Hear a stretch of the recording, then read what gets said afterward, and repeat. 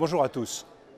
L'Office européen de lutte antifraude, qui a en charge la protection des intérêts financiers de l'Union européenne, a rendu récemment son 30e rapport annuel. On y apprend notamment que le volume financier des fraudes touchant ces intérêts financiers a augmenté de 183%, ce qui est considérable.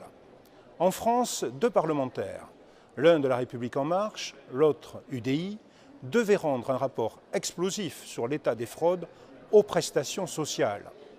Des chiffres étaient très attendus sur le montant de ces fraudes, car la France verse 450 milliards d'euros de prestations sociales par an et la Cour des comptes a déjà estimé à environ 10% le montant de ces fraudes, soit 45 milliards d'euros.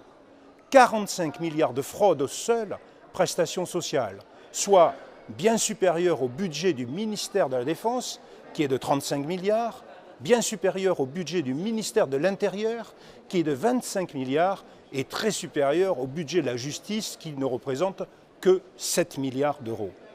Ce rapport parlementaire, tellement attendu, ne fera finalement que l'effet d'un pétard mouillé, car leurs auteurs n'ont pas obtenu de réponse de plusieurs administrations.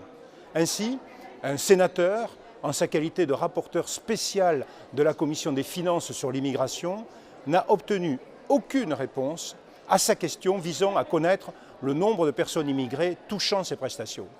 Il semblerait même que des consignes aient été passées pour ne rien répondre de précis aux parlementaires.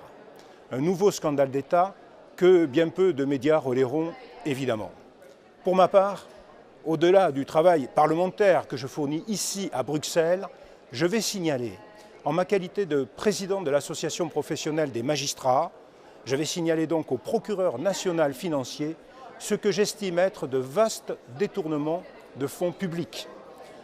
En espérant naturellement que la justice réussira là où le Parlement a échoué, là où le gouvernement ne veut rien dire. En tout cas, il ne faut pas se priver de le faire savoir. N'hésitez surtout pas. Merci à vous.